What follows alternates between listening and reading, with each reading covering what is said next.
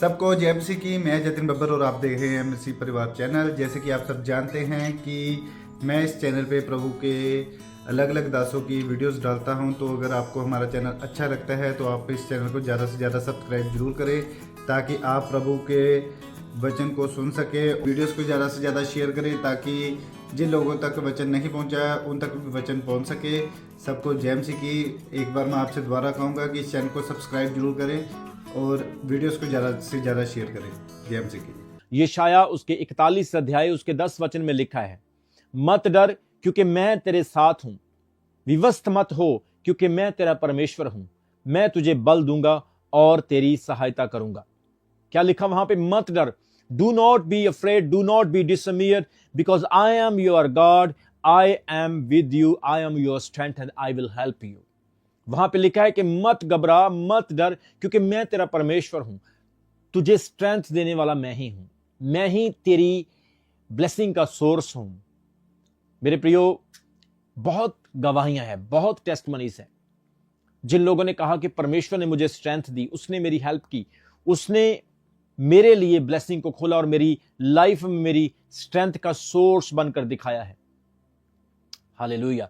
आज आप में से कई लोग ऐसे हो सकते हैं जिनके जीवन में उन्हें लग रहा है कि मेरी ब्लेसिंग का सोर्स कौन है? क्या पैसा, क्या दोस्त, क्या रिश्तेदार, क्या मेरे मित्र? लेकिन बाइबल कहती है that are a different part but your real source is a Christ. आपके जीवन का रियल सोर्स मसीह है और मसीह में होकर आप हर परिस्थिति पर, हर एक कठिनाई पर विजयी हो सकते हैं। सबसे पहली बात आपको इस वचन से याद रखनी है कि मसीह आपकी सामर्थ का स्रोत है। जब आप प्रार्थना करते हैं तो वो सामर्थ आपको मसीह से मिलती है। जब आप कोई भी काम करते हैं, आप आत्मिक दिशा में या आत्मिक क्षेत्र में जाते हैं, तो वो आपको मसीह की सामर्थ के द्वारा मिलता है। आप किसी के लिए प्रार्थना करते हैं, आप घुटनों पे आते हैं, आप प्रार्थना के बाद उत्तर को पाते हैं, तो ये मसीह के द्वारा होता है, क्योंकि वही स्रोत है, वही सोर्स है। आमीन। इसलिए ऑलवेज प्रभु को, मसीह को अपनी लाइफ का सोर्स बनाना है। दूसरा, वो कहता है कठिनाइयों में वो मेरे विश्वास को, वो मेरी सामर्थ को गिरने नहीं देता है। कठिन परिस्थितियों में जब आप विश्वास करते हैं, आप फेथ रखते हैं, तो आपकी परिस्थितियां चेंज होना शुरू हो जाती है, आपकी कठिनाइयां दूर होना शुरू हो जाती है।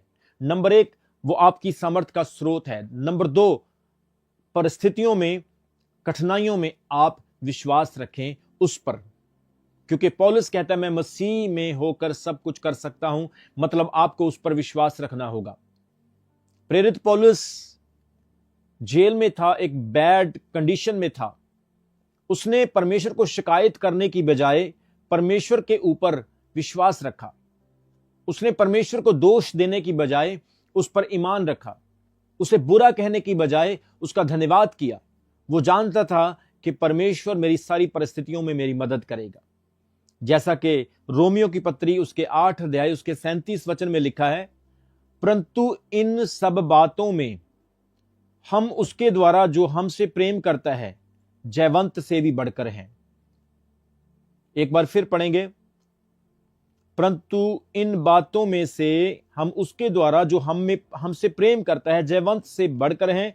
यह हमें दिखाता है कि प्रभु मसीह का प्रेम हर परिस्थिति में हमें विजय बनाता है।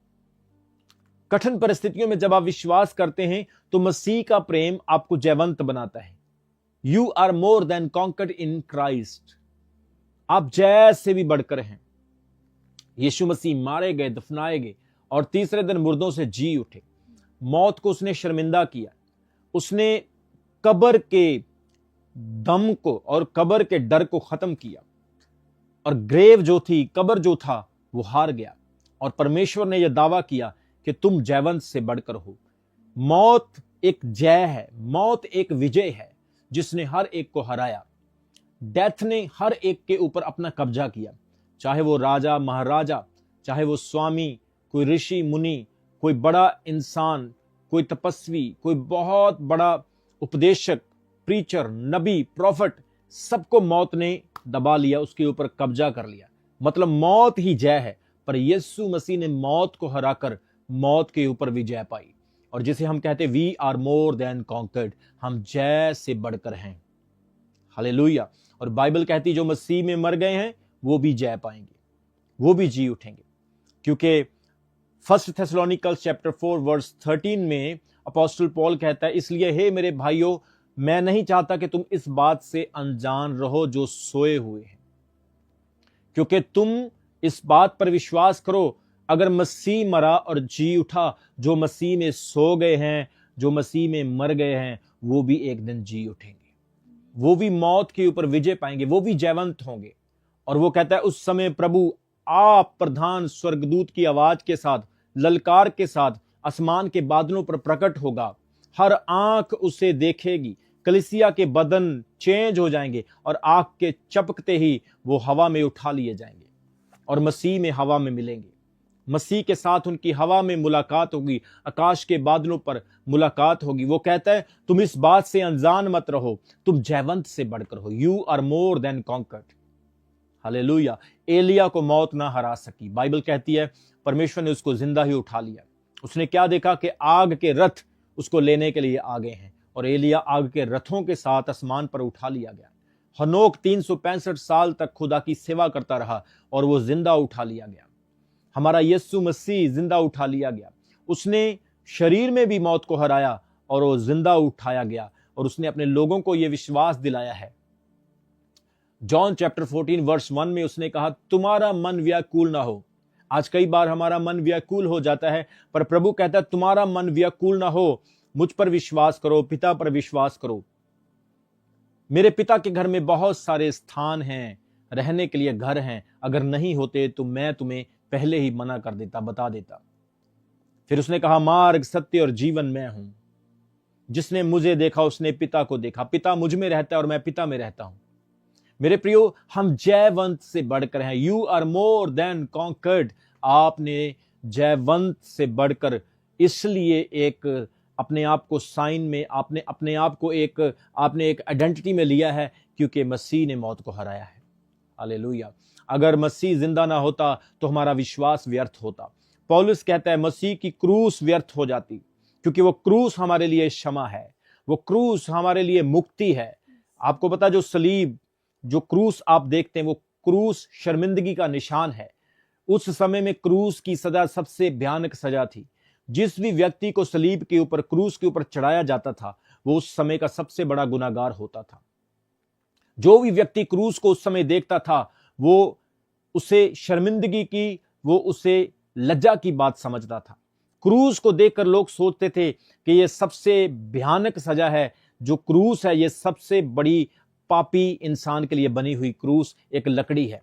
लेकिन यीशु मसीह जब उस क्रूस के ऊपर चढ़ा, आपको जयवंत की बात बता रहा हूं, आपको जय जयकार की बात बता रहा हूं। जब यीशु मसीह उस क्रूस पर चढ़ा, बाइबल कहती है, इतिहास कहता है, दुनिया कहती है, वचन कहता है कि वो क्रूस हम सब के लिए माफी का चिन्ह बन गई।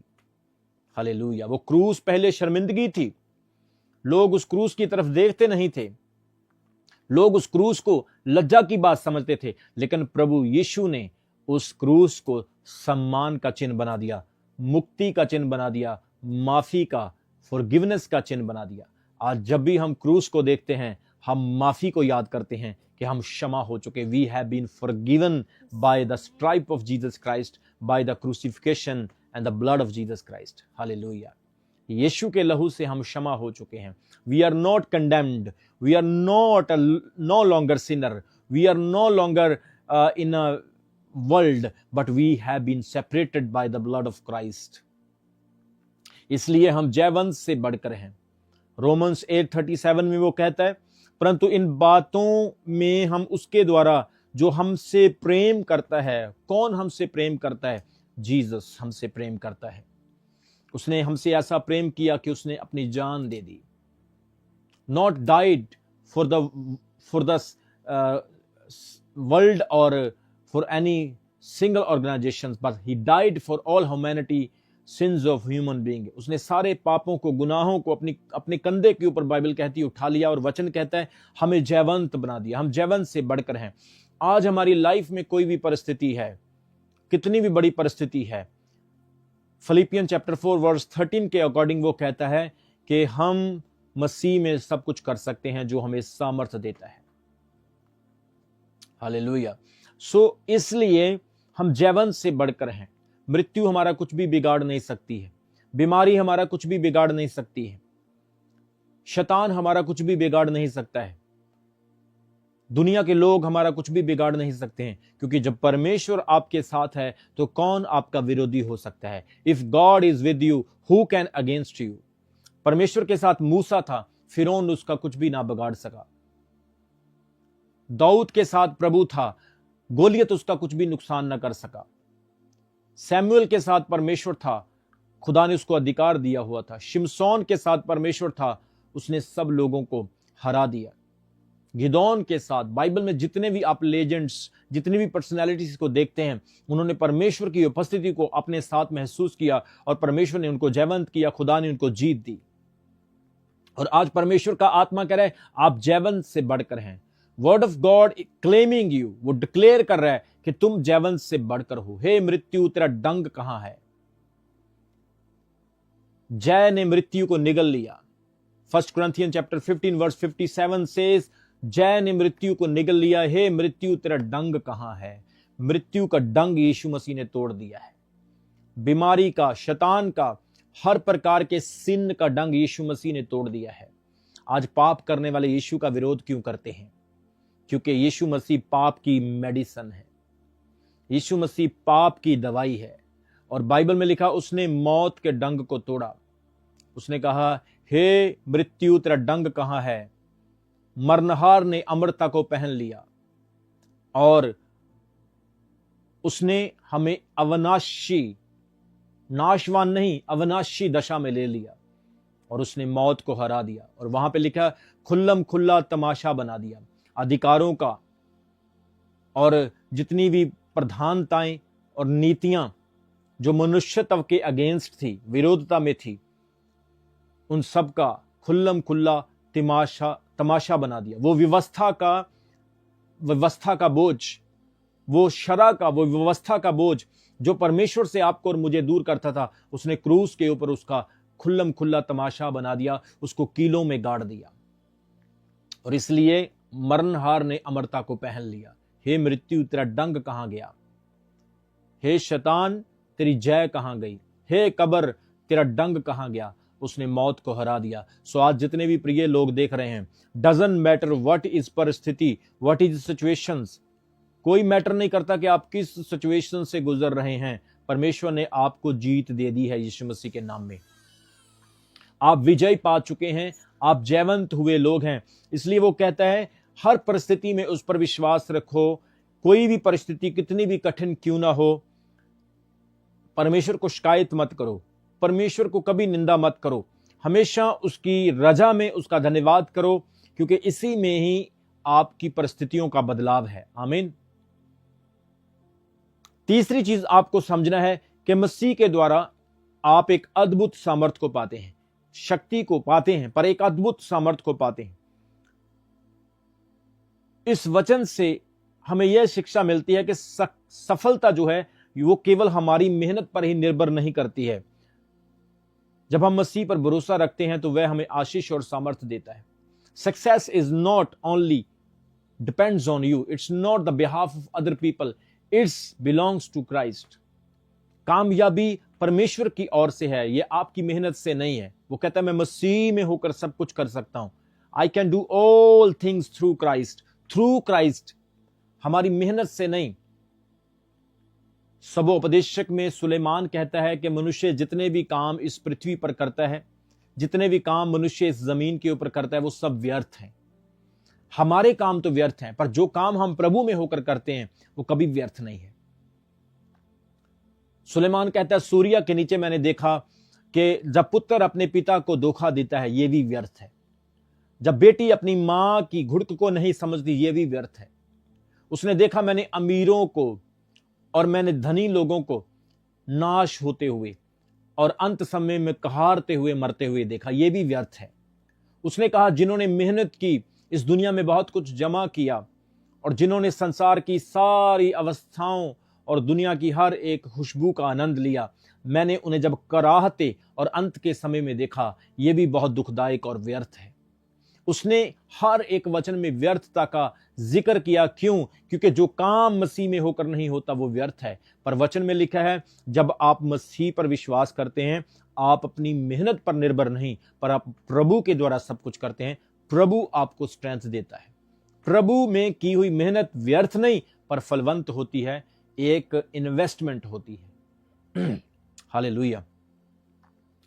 जैसे दूसरा कुरिन्थियों उसके 12 अध्याय उसके 9 वचन में कहता है, 2 Corinthians chapter 12 and verse 9 says, वहां पे परमेश्वर यीशु अपोस्टल पॉल को कहते हैं, मेरा अनुग्रह तेरे लिए बहुत है, क्योंकि मेरी सामर्थ निर्बलता में सिद्ध होती है। हम फिर पढ़ेंगे 2 Corinthians chapter 12 verse 9 says, Jesus said to Apostle Paul, my grace is sufficient for you. मेरा अनुग्रह ही तेरे लिए बहुत है, क्योंकि मेरी सामर्थ निर्बलता में सिद्ध होती है। जब आप कमजोर होते हैं तब भी आप तकड़े होते हैं। जब आप बीमार होते हैं तब भी आप चंगे होते हैं। परमेश्वर की सामर्थ निर्बलता में सिद्ध होती है। You will experience the power of God in your weakness, in your suffering, in your down time, painful time, suffering time. Hallelujah. वो कहता है, मेरा अनुग्रह तेरे लिए बहुत है। आप कुछ नहीं कर सकते, उसके अनुग्रह की जरूरत है आपको। उसके अनुग्रह में रहकर आप सब कुछ पा सकते हैं और कर सकते हैं। वो कहता है, मेरा अनुग्रह तेरे लिए बहुत है।